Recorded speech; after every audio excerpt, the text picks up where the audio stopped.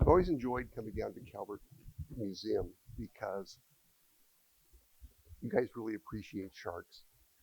And this is a little bit different than the typical shark talk that I give because I'm talking about parts of my research which, to be honest, most people go, will you talk about Megalodon? No. I will mention it, but that's about it. But there's a whole complex fauna of sharks here, which we're only partially aware of. And I want to talk about how much we still need to learn about the sharks of Calvert Cliffs. Now, as most of you are aware, if we were to transport ourselves back in time, there were seals, there were sea cows, there were crocodiles, there were tons of porpoises and whales, there were tons of bony fish, and lots of sharks, lots and lots of sharks. And what I want to talk about is why Calvert Cliffs and fossil beds of the similar age worldwide are important for understanding the shark communities we have today. And that's really what I want to talk about today. See if I can make this work. So let's step back in time. I want to set the stage a little bit because this is going to help understand what's going on. So here's Calvert Cliffs in our time scale here. This is oxygen 18 concentration, and that may not mean a whole lot to you, but what it tells us, we can use that to reconstruct temperature. This is deep sea data, and what it tells us is this particular period right here, the middle Miocene climactic optimum, which is early in Calvert Cliffs, average worldwide temperature was 9 degrees Fahrenheit higher than it is today. So temperatures here is like what they are in Panama today. If you look here, there were no ice sheets in the Arctic until the end of the Calvert Cliffs formations. The Arctic had no big ice sheets. It was essentially ice-free in the oceans. So it was a very different world climactically than we see today. Because we didn't have a lot of ice sheets, we're going to get a lot of inundation. And so here's the coastline. This is the maximum extent during the Calvert Formation about 15 million years ago. And so if you collect up and down the sea coast, it's, oh yeah, well that's why I collect fossils there in South Carolina, because it was underwater. And we get these alternating transgressive and regressive phases where sea level rises, oceans invade the land, then we get regressions where land rises and sea level falls, and we get erosion, and we get these banded fossil beds like we see here, which we all know and love and collect on. So that's basically the context for the environment we have and how it translates into fossil beds. Now, there are two trends I want to talk about that we see in the Miocene. And it really is for all of the Neogene, but it really gets started in the Miocene in a big way. First of all, we see giant sharks. And one of the things I want to talk about with giant sharks in the Miocene, they're not just big versions of what we have around today. They actually had different lifestyles. And I'll just briefly touch on those because that's the main thing I want to talk about. So in the museum here, we have, this is the Meg skeleton in the museum. And here's a Meg over here. We also have what's called Faunal Modernization. Beginning really late Oligocene, but really taking off in the Miocene, in the Calvert Cliffs aged beds, we're going to see a dramatic reorganizing and explosion in diversity of sharks. Unlike anytime in the 300 plus million year history of sharks on this planet, or shark-like creatures on this planet. I want to talk a little bit about what exactly was going on and how did that set the stage for the shark faunas we have today. So, as I mentioned, the big sharks that we get in the Miocene are not just glorified large versions of the species we have today. They have different lifestyles. I'm going to talk about two. Any of you who know me knew exactly which two I would talk about. So I'm talking about two giant sharks not named Megalodon. And so we're going to talk about Parotodus here, which I've worked on for many years, and the giant threshers, which I've been working on the last 12 years or so. So let's start with Parotodus here. Long time it was thought to be a mako. We know now it's not. It's actually probably more closely related to Megalodon. But even that's up in the air. One of the problems, we don't have skeletons, which would help us resolve that issue. Briefly, how this differs from, well, we see here's an overview of what we know about this species, benedenii. They're older species. The early benedenii, back in the Oligocene, look like this. That's a big one. And it has this very slender crown, these little vestigial cusplets on it. And that's really about as big as they get. Not really giant. Once we get to the end of the Neogene, to the Pliocene, we get things like this. I've actually handled this tooth. Mark Bennett has this tooth. It's a scary tooth. Yeah, it's like this high, but the root's like that thick. If you threw it at someone, you could kill them. And we see this phyletic evolution, this increase in size gradually over time, from this kind of small innocuous shark in the late Oligocene to the spectacular sharks we get by the Pliocene. The work I've done primarily with George Powell, and this is the set that he and I worked on with many other people from Lee Creek Mine. It's an associated set of teeth from one individual. Now, the work we did, we spent 4,200 man hours getting these teeth out, and then we spent almost an equal amount of time reconstructing the dentition, and this is the dentition we came up with. To give you an idea of size, from here to here, remember this is one side of the shark. You're looking, so imagine you're sitting inside the shark, looking out the right-hand side of the jaws. Here's the midline of the jaws, here's the corner of the jaws. From here to here is about 4.5 feet. And that's 1/2 of the jaw, okay? You'll notice right in here, I have these funny little teeth in gray. These are symphysials. And we didn't find any. When we were working in Lee Creek on this, we found in the site that we were studying in Lee Creek, we got just over 2,900 teeth out of all kinds of sharks. None of them were symphysials. But there's a Miocene set from Australia, smaller than ours, which did have symphysials. So I suspect it was one of those things that was lost over time. One of the things you see as you look at evolution in sharks over time, symphysials tend to get lost as sharks get bigger teeth. Basically, they're making room for bigger anterior teeth, and so they get lost over time. So I suspect this shark never had them, which is why they're in gray. I suspect there are symphysial Parotodus teeth in Calvert Cliffs. Haven't seen any yet, but I suspect there are. Now, the question I get all the time about giant sharks is, how big was it? Well, there's no easy answer to that because we deal with teeth. We don't deal with whole bodies. This is from some of my work. And from that dentition that we assembled, we could take data that's available for modern great whites on first up anterior tooth height and on jaw perimeter, and we can get estimates of how big that Parotodus was. So if we do crown height, that's first upper anterior, we get 15 feet for teeth this big. And you end up with this funny little shark with this absurdly big mouth. Because that whole jaw perimeter, that whole set of teeth has to fit. So the jaw has to be the same size in all of these. The other one up here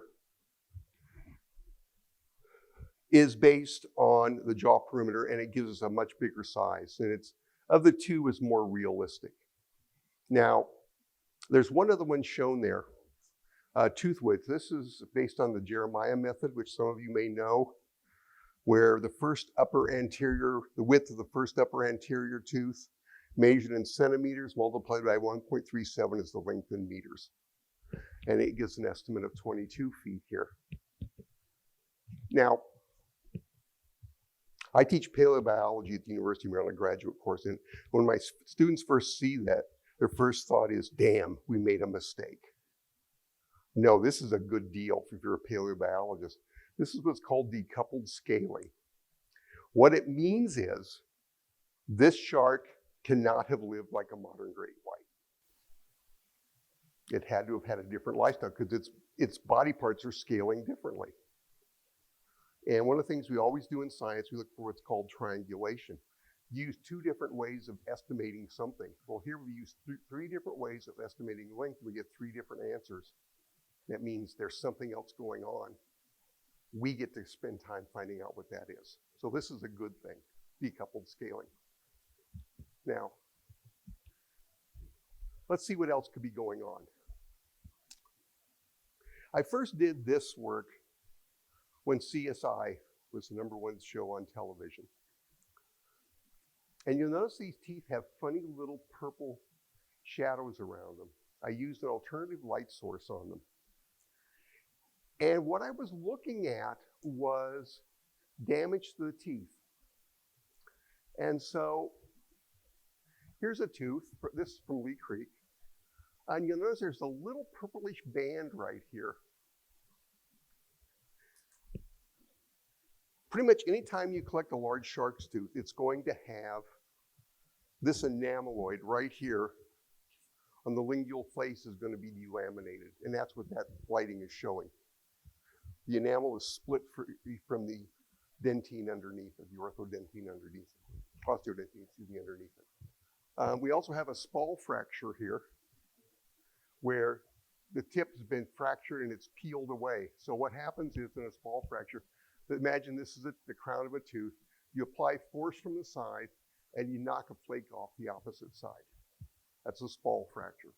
Same techniques, Native Americans and other Stone Age cultures around the world make projectile points or spear points. They apply pressure on one side, knock a flake off the other side to start producing an edge. This is the tooth over here, which is really kind of interesting. This is what's called a pie crust fracture. And it's called that because when you look at it, it looks like you're looking down on a pie. There's a sunken middle, and it looks like a crimped edge around, like the edge of a pie crust. This is what's called a compression fracture, where you put an axial load directly down on the tip of the tooth, and it produces this fracture like this, and you're literally crushing the tip of the tooth to powder. And you might imagine it takes a good deal of force to do that. When I first noticed this, compression fractures on Parotodus, and actually they're very common in Parotodus. They're rare in any other shark you want to look at. They're common in Parotodus. I occasionally see them in Megalodon, but Parotodus is the one you see all the time. I had this tooth, and if you look carefully here, there's a little purplish band there, there's a little purplish band there, there's one there, there's one there, there's one there. I was sitting in a meeting up at the university, and I was sitting there with a geologist, and I was puzzling over these photos, and he said, so what are you looking at here? I says, well, this is a compression fracture. He says, they're rare. I said, the only time you really see them in your hyenas when they're cracking bones. I said, but I don't know what these purplish bands are. And he goes, those are shock waves. Says, think of that as a San Andreas fault. They've impacted bone or some other hard material with so much force it sheds shock waves with the tooth, and you partially delaminated the enameloid from the underlying osteodentine. So they're biting with so much force, they're partially delaminating the teeth. That's something you never see in great whites. Remember, we said that Parotodus had to be doing something different than great whites. Great whites, we know from reading the literature and looking at the literature, avoid bones at all costs. They'll bite the abdomen or they'll bite off the caudal fin and let the prey bleed to death. Their teeth are actually very easy to knock out of the jaws. These big, massive roots like we see in Parotodus firmly anchor the teeth of the jaws, and they can bite down with massive, massive force. Probably the only marine creatures that are comparable to it, modern killer whales, which we do see compression fractures, and mosasaurs from the Cretaceous. We sometimes see compression fractures like this. So they were essentially the shark's attempt to make a killer whale. It's a very different lifestyle than great whites. Here, Miocene Peritoneus. They're rare, but they're found with some regularity along the cliffs. They're not as big as the Pliocene ones. I suspect we will eventually find some physials along the cliffs for Parotodus. Probably had a lifestyle similar to the giant, really big Pliocene ones, but they're probably a slightly smaller prey. Things like porpoises and small whales, seals, those had all been perfect prey. But they were biting down. Probably, if you look at how a fish-shaped predator attacks, they attack right here. If you look at a fish, the thickest part of a fish is about a third of the way back along the body. And that coincides with the center of mass. So imagine you're a shark, you're going after a fish or a porpoise, and they start twisting and turning and trying to go. Their body rotates around their center of mass. That's the most predictable target you have. And so Parotodus probably was attacking right here and had enough force in its jaws and teeth to bite through bone to get the job done. Again, something very different than we would see in modern great whites.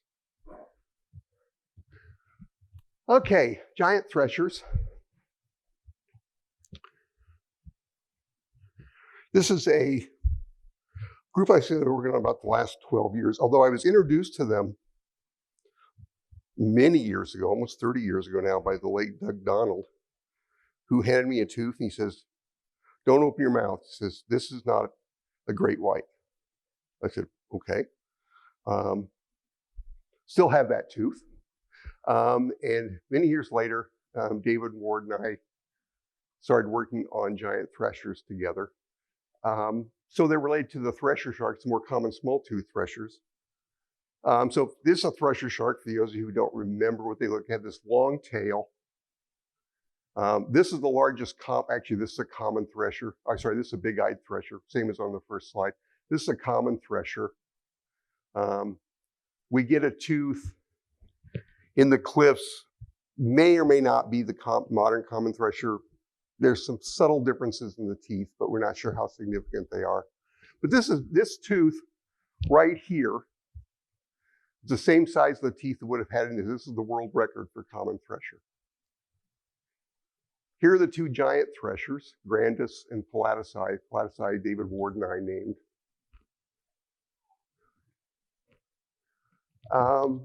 They have a much more restricted range. Now, threshers themselves go back 50 million years, small tooth threshers, and they're still around today. The giant threshers are only around for a relatively short period of time, 13 million years. Here's one collected down at Stratford Hall in Virginia a few years ago. Give you an idea of size. This is about as big as they get. Now, I apologize. I teach experimental design. I teach statistics. I have to have data or I go crazy. Pretty pictures are good. Data is necessary sometimes. Remember I said one of the things, we can't just look at the giant sharks around as big versions of things that are around today. And that's the reason I put this slide up. So here are teeth of the common thresher. Here's root width. Here's tooth height. And it's the regression line from those.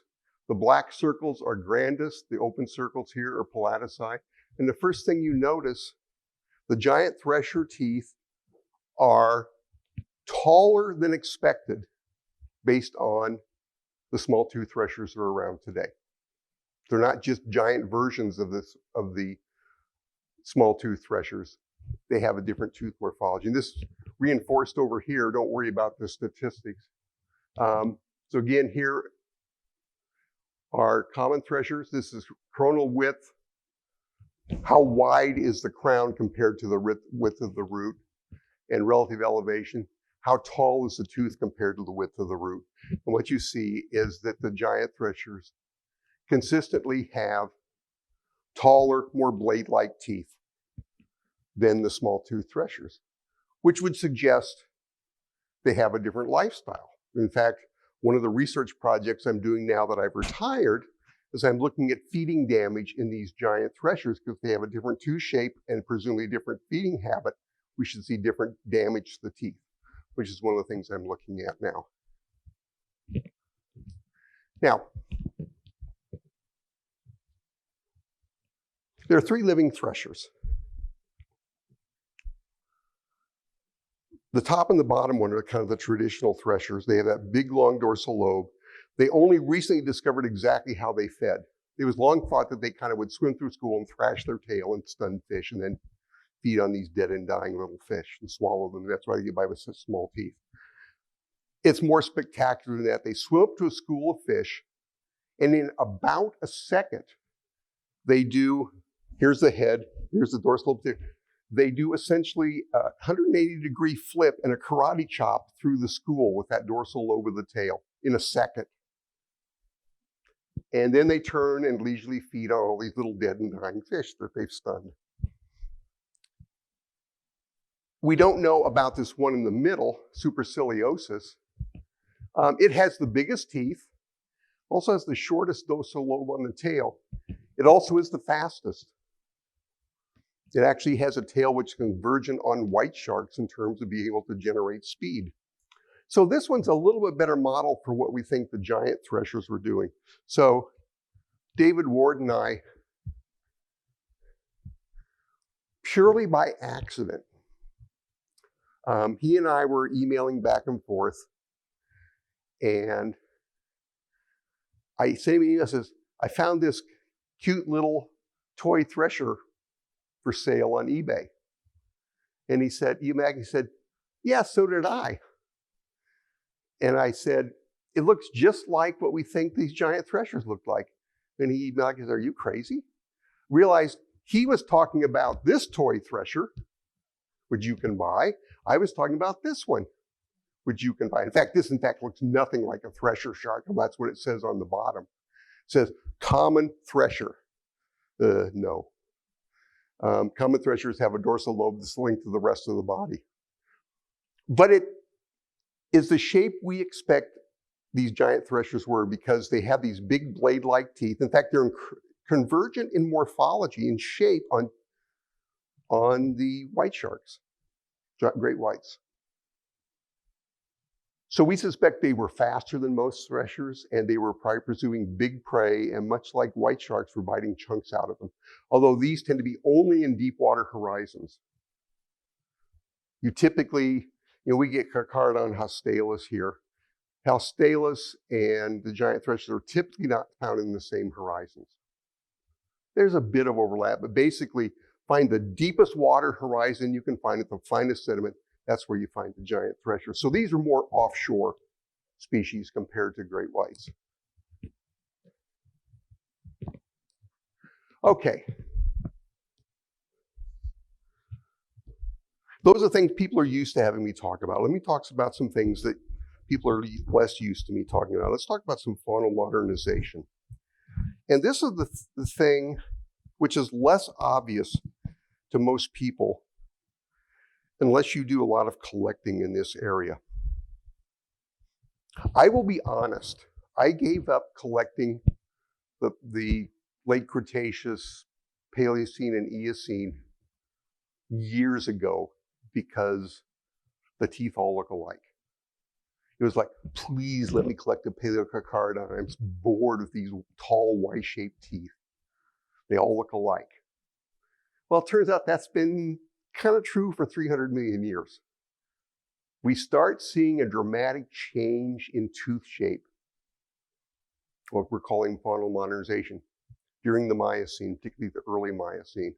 So what's shown here, this is a very simple breakdown of tooth shape. So it's whether they have cusplets or whether they have serrations. So for instance, purple here, we have no cusplets and no serrations. Blue here is cusplets but no serrations. Right there, okay? There's cusplets and no serrations. This one right here is the gold one here, no cusplets, and they have serrations, okay? Now, one of the things you'll notice, if you collect the late Cretaceous around here, or truly this applies anywhere in the world, I'm using this data as an example. Eocene, Paleocene is the thing that I just didn't bother to show it. You collect a lot of these teeth that look just like this. They're everywhere. That pattern of having no serrations but having cusplets is ancient. Here's one of the most common teeth from 350 million years ago. No serrations and cusplets. So this pattern, this basic pattern we see here is hundreds of millions of years old. And then all of a sudden, a little bit like Oligocene, but mostly early at Miocene, the world of sharks changes dramatically. And we see, in fact, in a period of about 8 to 10 million years, we all but put up the modern fauna with a few extras that we have to get rid of. So we see this dramatic change. So when we're collecting Calvert Cliffs, we're seeing a far more diverse range of tooth morphologies. So the question is why? Why a pattern that had been successful for 300 billion years at least, why did it change and how did it change? Well, let me back up a bit. At the top here, I've shown some very early sharks. These are called Clatter Dots. Here's a Clattodon tooth. And got a tall central cusp. We have these cusplets on the side. And we have some variations in it, but 70% of the teeth that you get, more than that, about 90% of the teeth you get in most old fossil beds look just like that. We do get whole body fossils. There they are. Kind of a dumpy looking shark. It has some things there which are not particularly efficient as a predator. It has a terminal mouth. The mouth's at the front of the jaw, the front of the head. The jaws are very long, which means they have a weak bite. The enameloid, which covers the teeth, is fairly weak. And so they really can't apply a lot of force. And so what we find there, we have whole body fossils of these where we actually know what they're eating. We can count their prey in their guts. They're basically feeding small fish and small shrimp-like creatures, and that's it. A few other things, but all soft-bodied and small. So they're swimming up, they're opening their jaws, and they're snapping at them and swallowing them whole. And with a few exceptions here and there, that's the way sharks lived for 300 million years. Sharks and shark-like fishes lived for 300 million years. Comes the Miocene, the world changes. Now, I don't want you to think that nothing happened for 300 million years and all of a sudden, boom, we have sharks that look like this. This is a sand shark here. But notice the differences. Yeah, we have a more muscular body. We've got more refined fin shapes. The real things are in the head. We now have this underslung subterminal mouth. We have that snout out in front of that rostrum. The jaws are shorter. They generate a much more powerful bite. This one, if this was life size, this one could break the skin, make you bleed. That's about it. This one could take muscles off your hand without any trouble at all. So those shorter jaws underneath the snout generate a hugely powerful bite. Also, the jaws are now protrusible. They can protrude out. They have this more complex jaw architecture. They can protrude out, bite down on the prey, and then pull back in and shake it. They can rip things apart, something these things could not easily do. Also, the enameloid has added an extra layer of fibers to reinforce the enameloid. So now we can produce really tall, slender crowns that are very sturdy, and we can produce really large cutting edges, which are really durable. I had a colleague I worked with years ago, Gavin Naylor, and he recounted a story. He was collecting sharks down in Australia, and they collected a 14-foot long white shark to tag it. And he says, I went down and I took my thumb, says, with the pressure you would putting a stamp on an envelope, says, I pressed the edge of the tooth, and he said it cut it down to the bone. Well, it turns out the enameloid of modern sharks is so strong that the cutting edge of a modern shark tooth is a single protein molecule thick, thinner than any razor you could get. Now, we don't have to worry about that because they've been bounced around a while. We don't have to worry about it, but they have really strong enamel. So they can do things like rip prey apart. They can bite down really forcibly, which is something these older sharks can do. So now we see variations. This is within a single species. We see variations in shape, but we don't see this kind of odd shapes we see up here. We get this very distinctive shape, tall crowns, little cusplets on the side, and it works really well. So,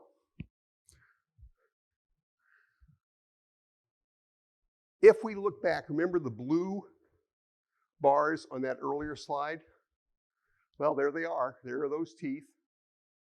This is a sand shark right here. It has those teeth. These are essentially small prey feeders. They're not as restricted as those older sharks because they can do a bit of ripping and gouging, but they still are at their best, grabbing small prey, small fish or squid, and swallowing them whole. That's what those teeth are really good for. And you notice, except for a few details, the teeth in the upper and lower jaws are the same. Part of the revolution in shark communities we start seeing in Calvert Cliffs is we see sharks which have blade-like teeth in the upper jaws and these slender teeth in the lower jaws, such as this sandbar shark here. These are sharks that can feed efficiently on a whole range of prey.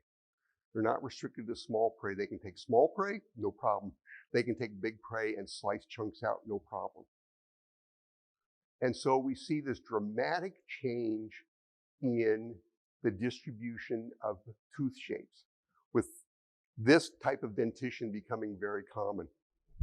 So one of the questions, why did it take so long? Why did it take 300 million years for these types of dentitions to become so dominant? And I think there's a couple of answers to that. I think the primary one is we have to strengthen the enameloid enough to maintain really strong cutting edges. Serrations in particular really weaken a tooth.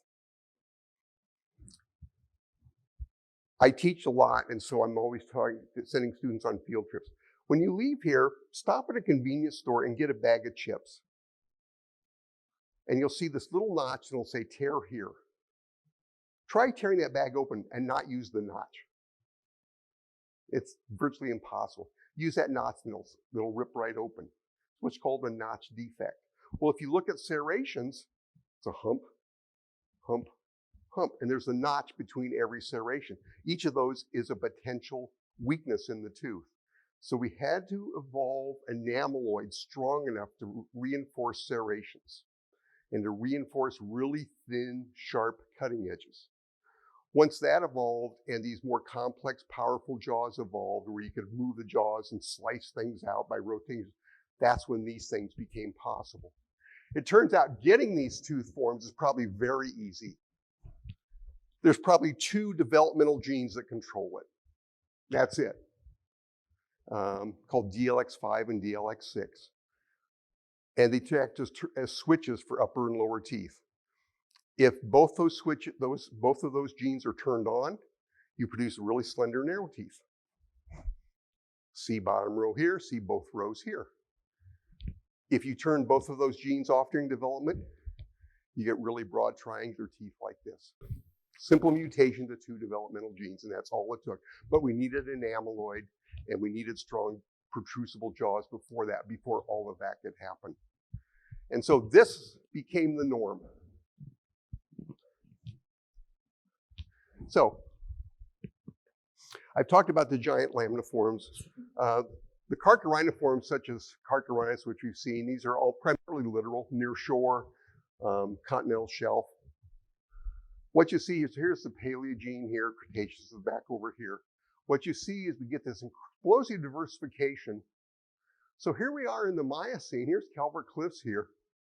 We get this enormous diversification of both these new kids on the block, which are capable of doing many things very efficiently, and these giant, more ancient forms, the laminiforms, like Megalodon, the giant threshers, and Parotodus as well. And then towards the end of the Neogene here, all of a sudden we lose most of the giant laminiforms and these carchariniforms with the broad upper teeth and the really skinny lower teeth. They continue to diversify up until the present day. And as we're going to see before we're done, they're still doing it. So, some questions.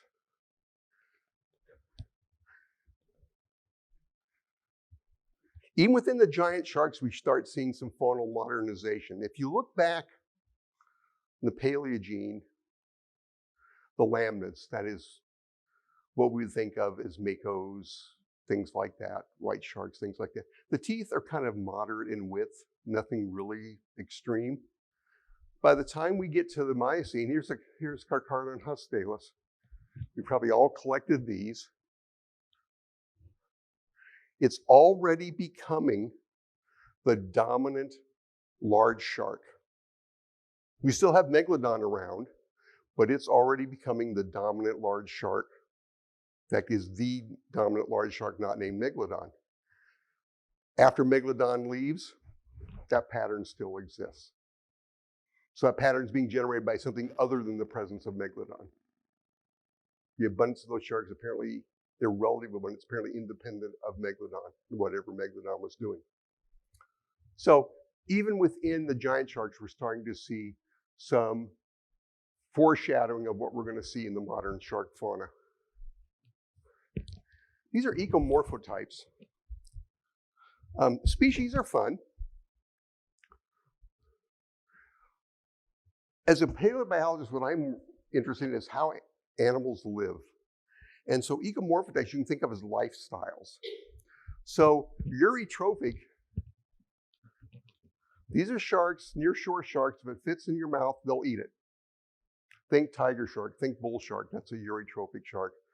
Little generalist, things like lemon sharks would be an example of a generalist. Some of the other gray sharks, sandbar sharks, things like that. Macropelagic, think great white, think mako, think megalodon, think giant thresher, think Parotodus. Those are all macropelagic sharks. And you'll notice anything above the line here means we have more of them in Calvert Cliffs than we have off this coast today. We have lots of big sharks. We have lots of big, nasty things right next to the shore. Not so much of these little generous. I also put batoids in here, the skates and rays, because really, they're just glorified sharks. So we'll include them as well. Aquapelagic, think manta ray. We have more of those in Calvert Cliffs than we do today.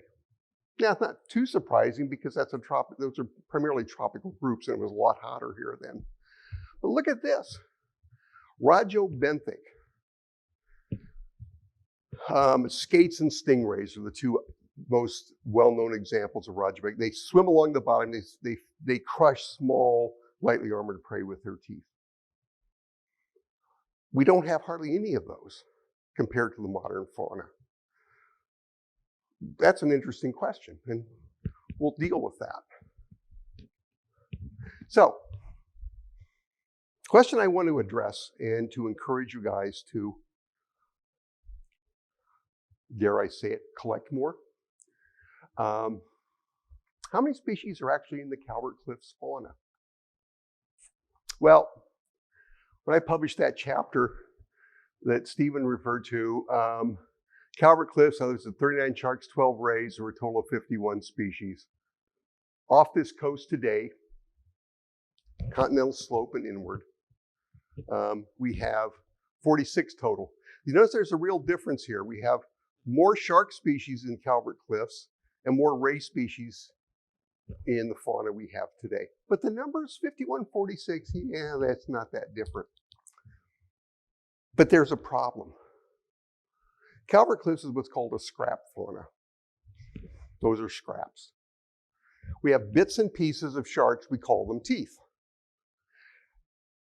Scrap faunas have been extensively studied, and they found that scrap faunas typically underestimate the total species that are there. And if we look at some of the estimates that are out there, given what we already know, we should expect to see 60 to 90 species instead of the 51 we have. So the question is, where are they? So we're going hunting. Well, the first problem, okay, I lied. Here's another piece of data. Rare species are phenomenally rare. This is a set of data from one horizon in Calvert Cliffs, collected by my students. And you'll notice, ignore the blue lines, there's just confidence. The red line here is the number of species that we have. And after 600 teeth, you know, it's up here, it's almost leveled off, but it has not. It's still going up slightly, which means there's more species out there. Well, I can tell you from having seen the whole data set, the species that was missing was Squatina. It took 2,800 teeth before we found it.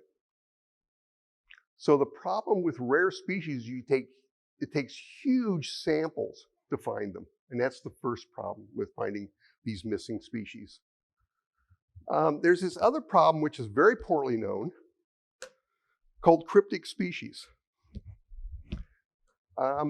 This is a hammerhead, and it's scalloped here, so this should be a scalloped hammerhead, Spurnaluini. This one was caught off the coast of South Carolina. I don't know if any of you know it, but there is an extensive DNA fingerprinting program for sharks worldwide.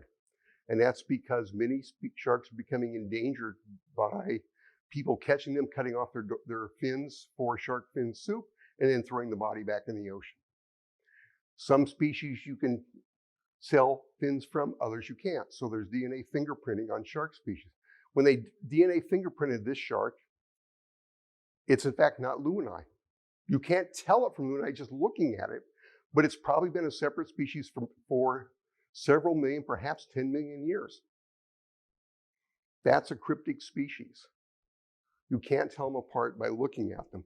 The problem gets worse when we look at fossils, particularly if we're only dealing with fossil teeth. And this is an example I attribute to David Ward, a colleague of mine working on the giant threshers. These are in the lower right there, that's the 3 known species of angel sharks from the Mediterranean. Can you guys tell them apart? Yes. If you can't, you need to open your eyes. Okay? Yeah, they're incredibly easy to tell apart. If you look at the teeth, nope. If you took those teeth and took them all out and mixed them up and handed someone, they'd think it was all one species. And so we run into the problem, we may have species that we don't recognize. And so I've listed genera with possible Miocene cryptic species. And the reason, these genera that I've listed, we have molecular clock data. All of that data says the genera which are listed there were undergoing explosive diversification during the Miocene. And much of that work's been done in the North Atlantic, so it means some of those species must have been here. But do we have them? Well, we don't know. For example, I just talked about how hard it is to tell Squatina apart. I've been working on Squatina lately. I'm starting to suspect we have 2 species here as fossils. Whether I'll be able to prove that or not is another thing, but I think we have 2 species. Cartilaginous here is a nightmare, as all of you know. Negaprion's a nightmare. Smyrna's mighty good. Raja and Dasiatus here. These are, again, remember, these are those rajobenthic ecomorphotypes. Those are some of the hardest because the teeth we get have been discarded for the most part. Well, skates and stingrays don't discard their teeth until they basically worn them out. And so all of the really distinctive features to identify them have been removed. And so you get, as I was telling Victor and Stephen, I have about 90,000 skate teeth. 90% of those you can look and say, I think that's a skate tooth. I can't identify it to species. The others I can get a little closer, but even those, it's tough. So, where are we now? Now remember, models on scrap fauna suggest we should have 60 to 90 species here. We have 51, according to what's his name in 2018. The work I've been doing since 2018, I have these 4 I know are here. 100%. Writing the papers. These others, I'm about 90% certain they're here. I'm basically looking for, in some cases, specimens to put in museums so I can get them numbered and put them in papers. So that's what, 10 species. That's up to 61 just in the 3 years since that chapter was published. And I still think there's a lot out there. Someone asked me as I was writing this the other day, says, so how many species do you think there are? And I said, don't quote me. I'm thinking 70. Maybe 72-ish. So I think there's a lot of species out there as yet. So don't go to work tomorrow, go collect, okay? So let's come back to the present. We took this tooth form as the most important tooth form and replaced it with this. Now, curiously, prior to the movie Jaws in 1975, if you ask people what's the most dangerous shark on the planet, they would say tiger shark, and with good reason. Tiger sharks evolved a unique tooth form that is the most efficient cutting implement I think has ever evolved in the sharks. They can eat anything. They can cut through a sea turtle carapace. They can bite off limbs. They can eviscerate seals. They can bite whole fish, large fish in half. And this tooth morphology, and it's this notch here, actually these big serrations on the front, they lunge forward with the mouth open and do the first slice with these serrations. They then bite down, forces tissues into this notch. And what it does, it takes those tissues, it stretches them and then cuts them. And if you've ever tried to cut rope, you know, the more tension you can put on a rope, the easier it is to cut. And so they have this incredibly efficient tooth. Here's an idiot. And so, you know, 50 years from now, if we're talking about what's the biggest, scariest shark in the ocean, this is probably the biggest, scary shark that's still going to be around. White sharks may, in fact, not be here. Okay. Now, this is a breakdown of sharks by order. This is the modern fauna. And I've shown 2 sharks here, a blue shark and a short fin mako.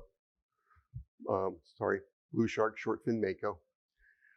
And if we were to go back, Eocene, these are the lamniforms here. This would have been about 3/4 of this would have been lamniforms. It's all been this light blue color. Since the revolution that occurred in shark faunas in the Miocene, this is now dominated by this pink area, which are the cartilaginous. Now, the reason I picked these 2 sharks, The carchariniforms have supplanted the lamniforms as the dominant sharks on the planet, and they're still doing it. We know from teeth collected from deep sea samples that about 3,500 years ago, the blue shark became the most abundant open ocean shark. Prior to that time, it was the short-fin mako. Why, we don't know.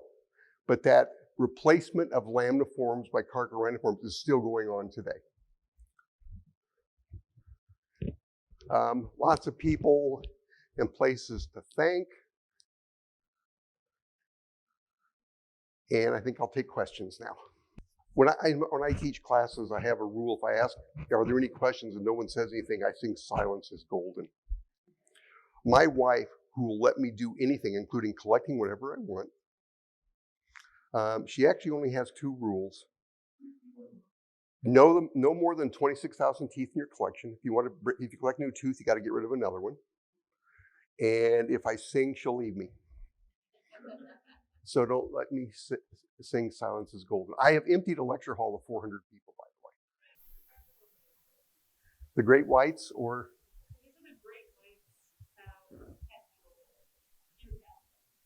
Okay.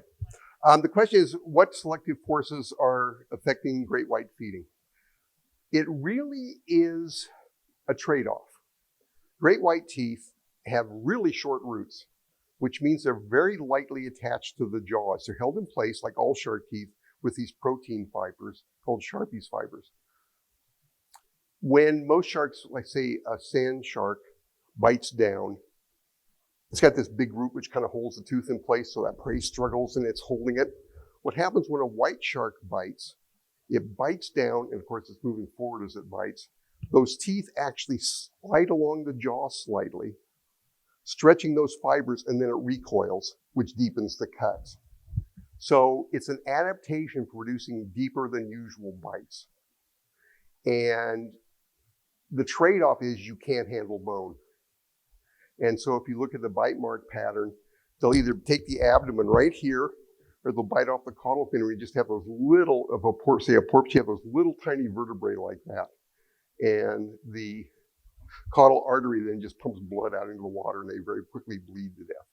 So the trade-off was to make a deeper bite more efficiently, but you have to avoid bone.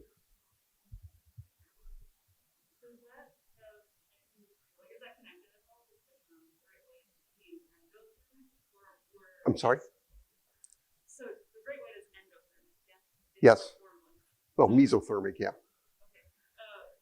Are its ancient relatives mesothermic as well, or is? Yes.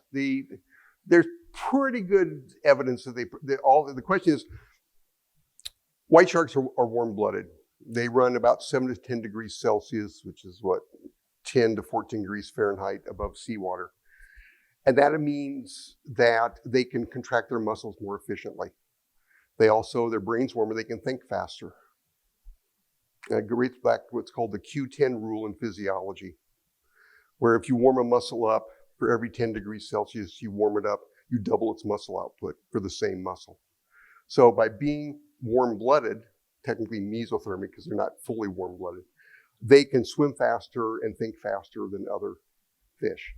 So that's when they're really, and we suspect that that's ancient because all of the other laminids do it. Makos have that same feature, the mackerel sharks in general, the salmon shark, and they all have it. So that's probably at least a synapomorphy for that family, if not deeper in evolution of the lamniforms. Something like Parotodus probably would have to be to maintain that morphology. And there's a reason we don't get cold-blooded sharks bigger than about 15 feet. They just can't generate enough force in their muscles to patrol enough part of the world to find enough food. So one of the things you see is that as body temperature goes up, your ability to, one, get big, and your ability to find food over very long distances increases. So the fact that things like Hostalis is large and widespread would suggest that it is. Certainly the makos are. So I would suspect, yeah, they were probably, I would suspect Parotodus is. Some, but not all of the Alopias are. I would suspect the giant Alopias were. Thank you.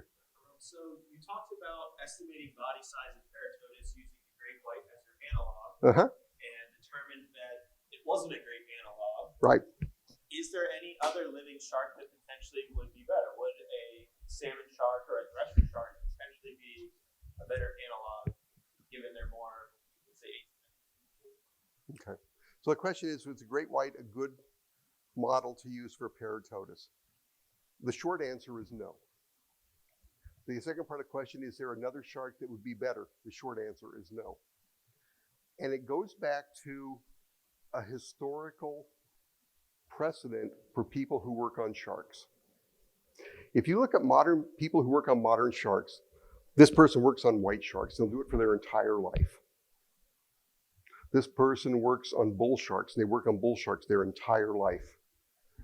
If you look at almost any other group of animals you want to look at, vertebrates you want to look at, individuals work on a family or even a whole order. And so they end up with growth data for a whole range of species that are closely related. And it turns out the best estimates of size are across species. So if we want to get a really good estimate, if we believe the rest of the planet, we want to have growth estimates for a variety of individuals from different species, all in the same family or same order. So that would be, I would think, the ideal thing. Is the problem we don't have that many species compared to, say, mammals or birds or even bony fish. So it's a little more difficult, but that's the gold standard, which we really can't attain with sharks. Yeah.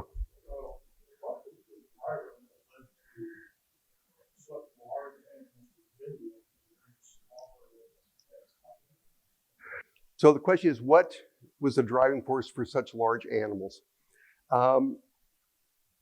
I think once we hit the middle Miocene climactic optimum, prior to that, we had extensive speciation going on in sharks and actually many fish, invertebrates and bony fish as well, associated with coral reefs. Once we started getting the middle Miocene climactic, all those things start moving towards the poles. And as they're moving towards the poles, they're doing two things. They're diversifying and they're becoming food for other things. And so we get this explosive diversification of species, and something has to feed on them. And so I think that was the driving force, because if you look at modern systems, the broader the base, the more species you have supporting the community, the bigger the top predator is. And so I think it was that movement of newly evolved invertebrates, bony fishes, and sharks, particularly the cartilaginous, from the tropics out into the temperate zone, starting in the late Oligocene and continuing on really in the early Miocene in particular. Yeah. Yeah, the question is, they evolved bigger than they could. Yeah, really, they had the food to support that. One thing I didn't know, we also get much more extensive upwelling during the Miocene than we got earlier. Upwelling brings nutrient-rich water up to the surface, and then that produces more photosynthesis, and that supports a much bigger food web. So for instance, today, if you want to find a fisheries, you have to find an area with upwelling. So around here, if you want to find upwelling, the best places find phosphate. Well, let's see, Lee Creek, Bone Valley, we find a few phosphate nodules here. So it's those areas which were much more abundant than they are today, indicating, again, there was much more food available.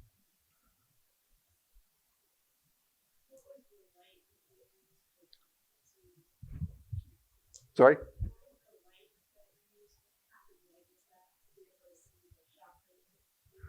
Bizarrely enough, it's two different colors of LED. It's a kind of a purplish blue LED, which was 90% of the lighting, and the other 10% was a red LED.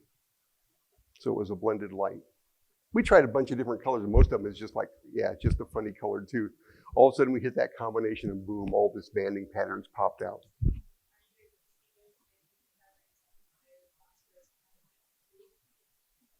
Sorry?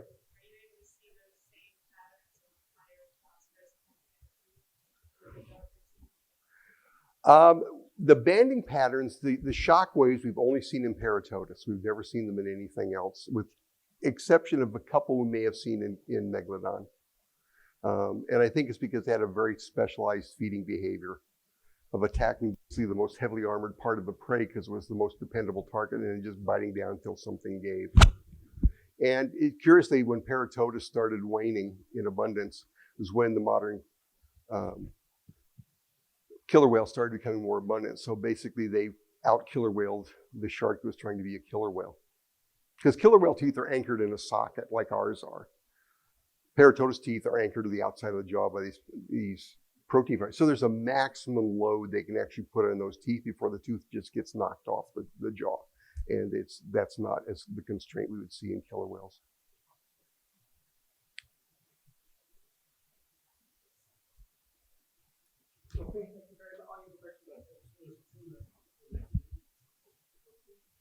Sorry?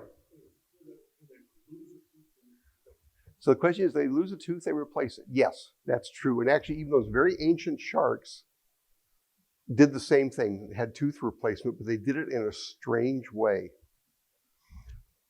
The sharks we have now, and including the ones we have in the Miocene, they have these replacement teeth, and they come up and they replace a tooth that's been lost. And when it's after a certain amount of time, those Sharpie's fibers start getting digested and damaged, and the tooth falls off. Those old sharks hadn't yet evolved the ability to lose teeth. So they kept all the teeth they ever formed, and the ones that were too worn actually continued to rotate down the outside of the jaw underneath the skin.